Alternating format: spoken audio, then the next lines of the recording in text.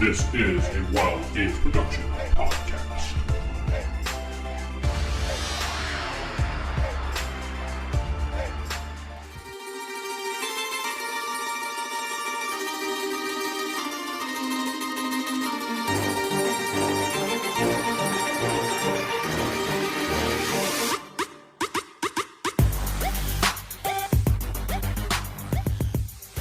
Hey folks, it's Vince the Evil DM back with another episode of Roll for Initiative podcast. RFI Mini number 7, I believe. I'm not sure.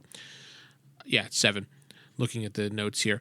Anyway, thank you for all the voicemails and emails I've been getting. You can send me those things in. Go to anchor.fm/theevildm. Leave your voicemail if you want to leave it longer than a minute. Record it on your own computer. And upload it to Google Drive or OneDrive or Dropbox and then email me the link so I can download it. Simple as that. Just don't use Audacity 3.0 because, that's spyware now.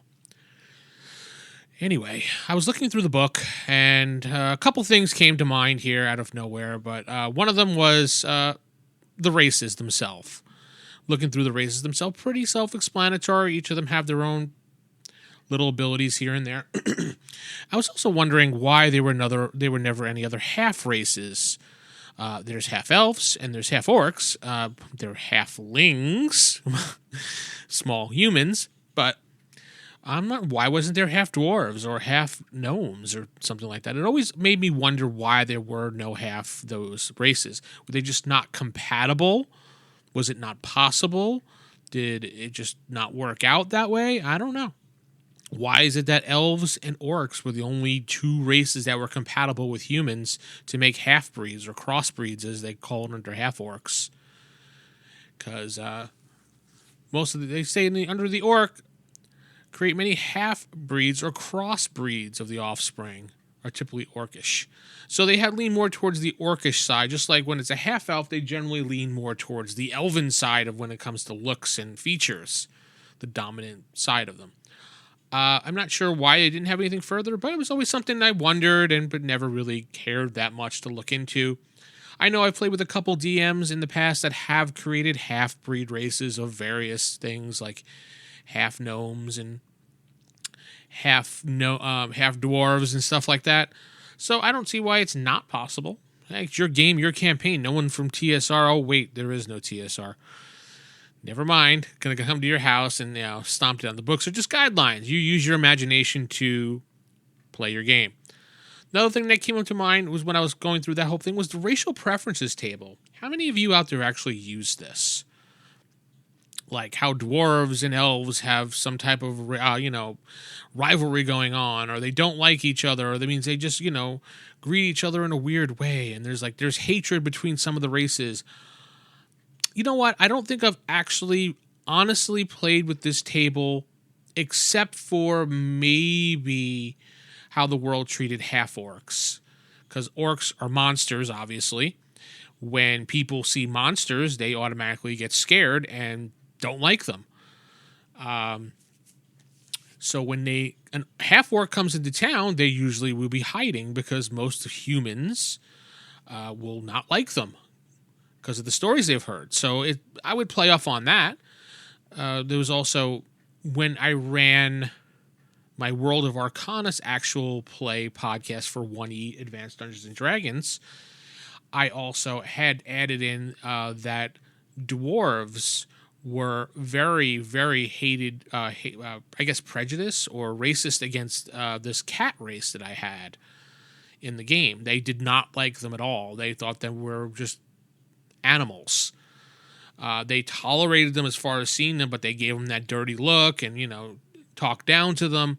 And I did play that up a little bit in the campaign, how one of the characters in the group was one of those races, and they would be like, should this person be sitting at the table, things like that, you put the food on the floor, little obvious nudges like that to, portray this. This was up front, and the player knew this ahead of time, but, things happen.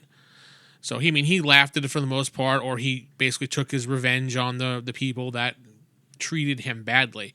So I'm just curious to those out there that have played the game all these years, do you use these racial preference tables at all?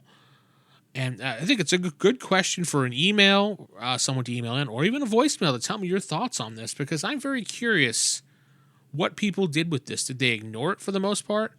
I know me, for the most part, did ignore, unless it was, like I said, a half orc or the cat race in that game, because, things happen. People are prejudiced against others in these games. While we don't want them to be, sometimes it happens. And that's just the way these games go. Now, we're not going to play it up to be really bad. I mean, little nudges like I did, should you be eating on the floor or get out of here, things like that. They don't like your kind, are generally, okay-ish for a role-playing game, as long as you don't get too serious about it. If you see if it's bothering a player too much, back off. Easily back off and then tone it down. Because obviously we don't want anybody to have a horrible time when they're playing a role-playing game. We're supposed to be playing role-playing games to escape reality and not have any of the bullshit of modern-day life and situations of modern day included in gaming. We don't want that. We just want to roll some dice and kill some monsters. But sometimes things do happen. But like I said, if a player is reacting badly towards what you are doing, you need to tone it down, back it off, because we don't want someone leaving, crossing their arms, and ruining it for everybody else because they're not having a good time. So look for the signs before you do these things, and hopefully everybody has a great time. As long as you're upfront about how you're going to play the campaign, which I was about that race.